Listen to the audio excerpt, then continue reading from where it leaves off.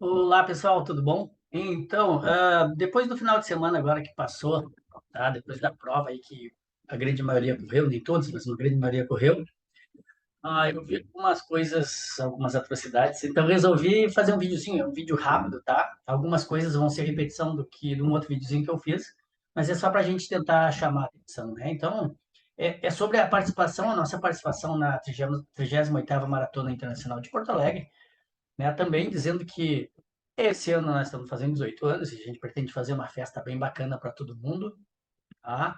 Nossos apoiadores aí, parceiros, Sojipa, DEC 1867, Salutar e SPM.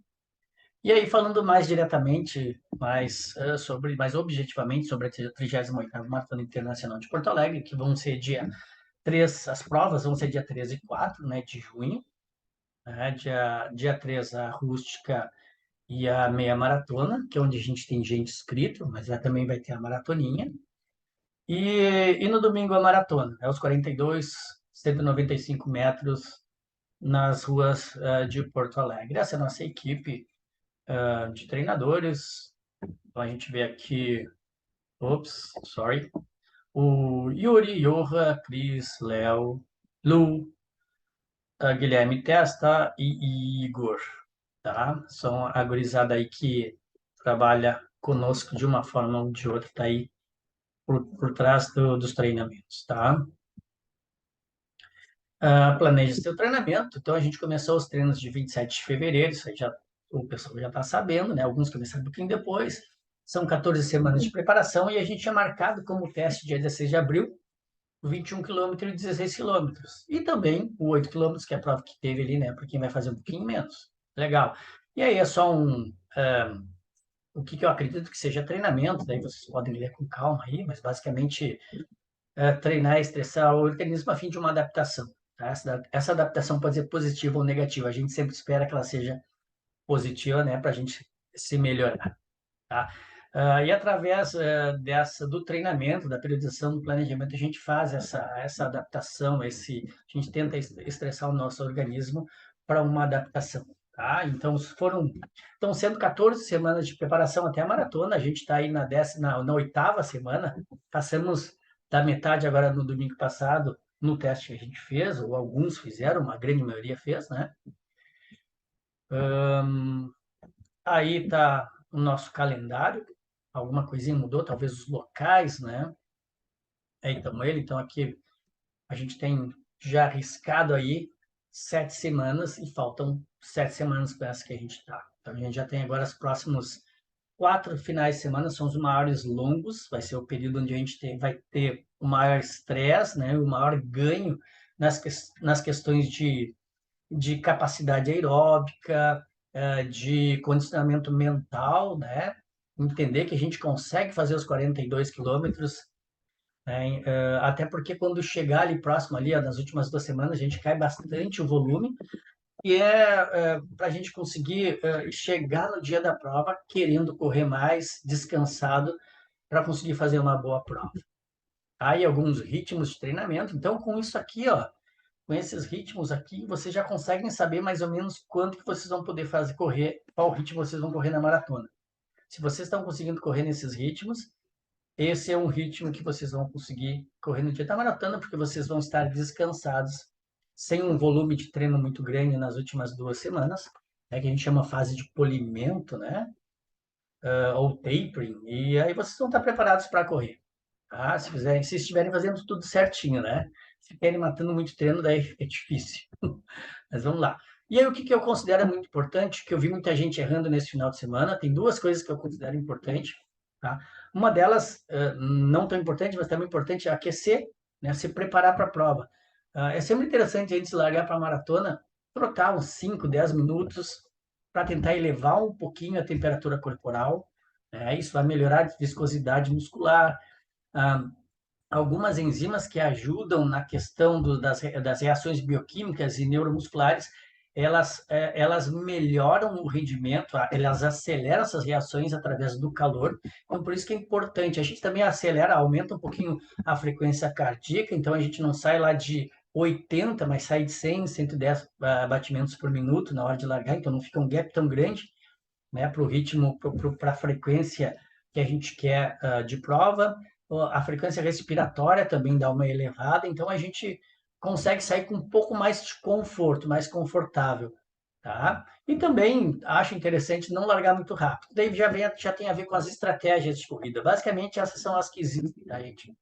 E dessas aqui que existem, tá? Algumas são apenas variáveis de outras aqui, então essas duas são variáveis dessa aqui, e a outra é a constante, a negativa e a positiva. As que eu mais curto e eu acho que são melhores para as provas de longa distância, e eu vou mostrar algumas coisas para vocês aqui a respeito, é essa constante, ou seja, eu quero correr para 5 por quilômetro, quero correr 3 horas e 30, que é 4,59 na verdade, eu vou correr desde o início nesse ritmo, talvez 2 quilômetros a 5,10, 5,15 para dar uma aquecida, mais uma aquecida, apesar de já ter feito um aquecimentozinho, e entrar na prova de forma progressiva, tá?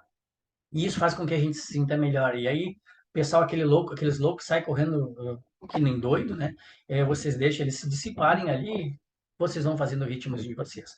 Ou, mesmo depois do aquecimento, largar um pouquinho mais tranquilo, tá? Quero fazer a 5 por quilômetro, vou largar 1, 2, 3 quilômetros ali a 5,10, 5,10, 5,15, 5,5 e vou entrando aos pouquinhos no ritmo da prova. E aí, quando chegar lá nos 37, 36, que eu senti que eu tô bem na prova, que eu tenho um gazinho a mais para me doar ali, né, na hora, eu vou então fazer um pouquinho mais de esforço e tentar melhorar um pouquinho essa minha marca. Uma outra coisa importante é que a metade da maratona não é os 21, a metade da maratona é lá pelos 32, 34 quilômetros.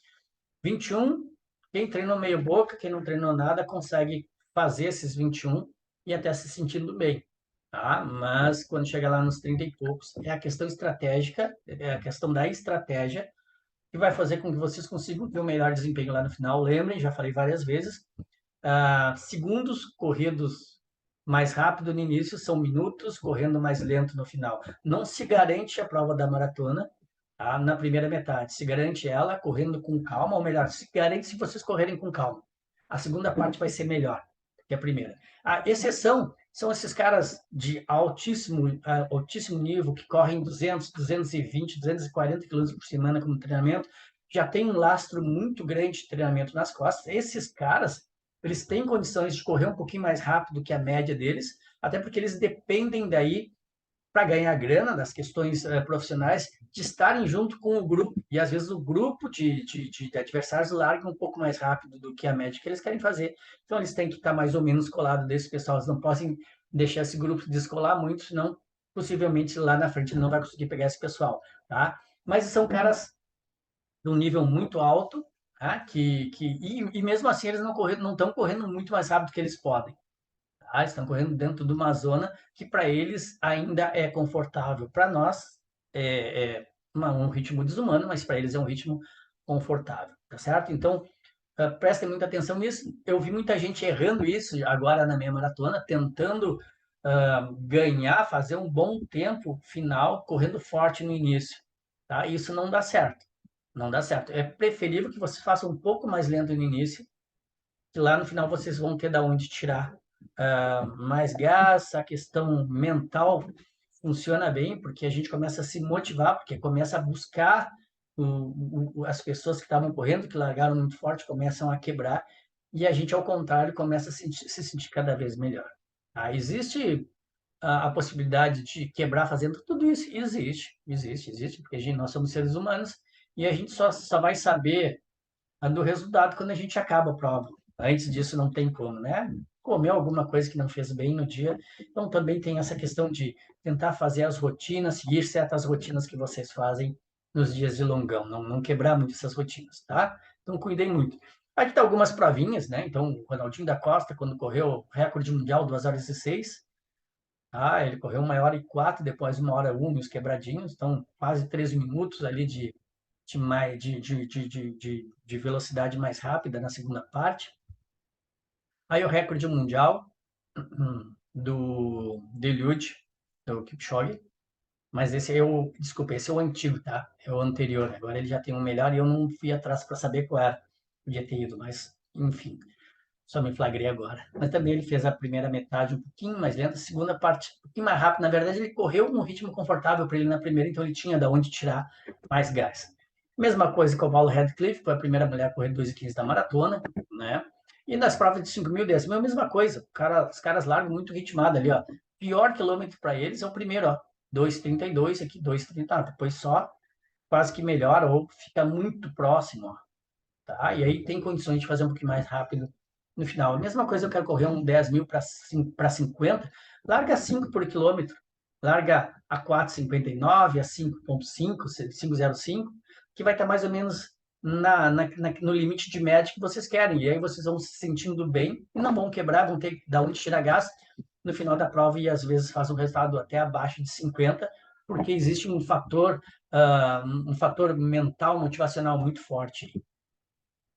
O Alex foi a mesma coisa, foi vice-campeão prata nos Jogos Paralímpicos, ele fez isso ali, aqui em cima é o que era a estratégia que a gente havia montado e aqui o que ele correu. Então, quase 1h14 a primeira metade e 1h13 a segunda metade, que deu 2h27, né? As rotas metabólicas, basicamente, para dizer para vocês que a gente tem glicogênio, que é da onde a gente tira boa parte da nossa energia, glicogênio que fica no músculo ou no fígado hepático, né? Para mais ou menos 1h30, 2 horas, assim que é muito bem treinado. Então, por isso que os caras que correm 2:12 e pouquinho, eles sofrem um pouco menos com essa questão de falta de glicogênio. A gente já sofre um pouco mais, porque a gente faz 3 horas, 3h30, 2h40, 2h45, 4 horas. Então, a gente fica mais tempo necessitando. A gente perde mais glicogênio e fica mais tempo necessitando dos ácidos graxos. Os ácidos graxos, como eu já falei outra vez, para eles se transformarem em energia para a gente, ele tem uma reação bioquímica um pouco mais lenta. Então a gente tem que baixar o ritmo, baixar a velocidade, e por isso que é importante a gente largar com calma. Largando com calma, a gente consegue manter mais tempo esse glicogênio aqui muscular, a gente consegue manter o estoque, usando um pouquinho mais isso aqui que a gente tem a dar com pau. E lá no finalzinho, quando a gente vai precisar, a gente ainda tem um pouquinho de glicogênio para ajudar na quebra, inclusive, dos ácidos graxos para transformação de energia um pouquinho mais rápido. A gente consegue, no final, ser um pouquinho melhor se a gente tiver calma no início. Tá? Então, é uma questão, basicamente, de administrar reservas energéticas. Esse é o grande esquema, essa é a estratégia que vocês têm que ter, que nós temos que ter na maratona ou na meia maratona, em qualquer prova de longa distância, tá? Para a gente não acabar no muro, né? Que o muro basicamente é problema na estratégia. Para quem quebra lá no 32, 34, que é onde está o muro, basicamente é por isso, porque fez muito rápido o início. Todo mundo vai cansar no final, certo? Todo mundo cansa, porque correr 42 quilômetros, 195 metros não é todo dia que se faz, mesmo os grandes atletas. Então, eles também vão cansar no final da prova, mas não vão estar com essa falta de energia, né, que vai provocar esse muro. Eles vão cansar, vão fadigar mentalmente, fisicamente, mas vão conseguir manter uma média de ritmo se respeitarem lá no início. Isso que é interessante para quem correu a meia maratona e para quem vai correr a maratona e a meia maratona, tá? Que é um índice técnico, que é para ajudar vocês a calcular o ritmo mais ou menos que vocês têm que correr, tá? Então, quem vai fazer a maratona, basta pegar o tempo que vocês fizeram na meia maratona e multiplicar por 2,10. Aqui está alguns atletas, vocês podem ver com calma ali, pausar depois do vídeo. E aqui é o ritmo que eu calculei para vocês, mais ou menos, tá? Então, quem fez 1:20 na meia maratona, multiplica por 2:10, vai correr mais ou menos 2:40, 2:48, um pouquinho acima, um pouquinho abaixo. Tá? Isso aí não é um número exato, tá? E assim vai, ó, quem correu 1:40, vai correr para próximo de 3:30, 1:50, 3:51, 2:05, 4:22, tá? A gente ainda tem 7 semanas de preparação, pode ser que vocês estejam um pouquinho melhor que isso lá no final, se conseguirem manter o ritmo dos treinos, continuarem se cuidando, cuidarem um pouquinho da alimentação. Como a gente sempre fala, né? Um período especial, então não tem por que a gente também não ter uns cuidadinhos especiais, tá bom? Para quem vai fazer quem fez o 16 esse final de semana e vai fazer o 21, aí a gente multiplica esse 16, o tempo que vocês fizeram, por 1,33, 335, 1,33, 1,34, mesma coisa, tá? Que vai dar muito aproximado.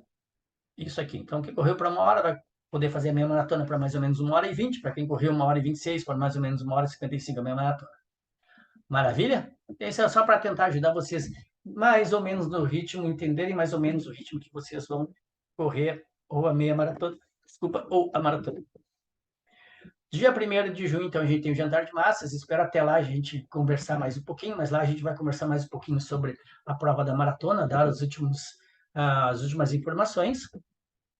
Aí, então, as mais impressionantes façanhas humanas são, na realidade, o agregado de inumeráveis elementos isolados. Eu já falei outra vez, né? E cada um dos quais, em certo sentido, nada tem de extraordinário. Então, a gente melhorando pequenas coisas na rotina da gente, na preparação para a maratona, podem fazer com que a gente chegue lá na maratona muito melhor preparado. Então, não é só se preocupar com o treinamento. O treinamento é difícil, mas é a coisa, de certa forma, mais fácil de a gente fazer. Agora, a gente cuidar um pouquinho mais da alimentação, na hidratação, no alongamento, no reforço muscular, tentar cuidar a cabeça, pensamentos positivos do que pode ser feito na maratona, escolher a estratégia correta, tudo isso pode levar vocês. São tarefas pequenininhas que vocês vão agregando, podem fazer a diferença lá no final, no montante final. Eu acho que era isso aí mais ou menos que eu tinha para falar para vocês. Qualquer dúvida que vocês tiverem nesse período, fiquem bem à vontade de fazer contato com os treinadores, fazer contato comigo aí, que a gente vai tentar fazer o possível para tentar para responder essas dúvidas de vocês e tentar fazer com que vocês estejam na melhor forma física possível nesse período, no dia 3 e no dia 4 de junho, tá? Sucesso a todos, muito obrigado. Valeu aí pela paciência aí. Era para ser um vídeo curto, no fim ele ficou meio grandinho, né? Mas era isso aí. Abração.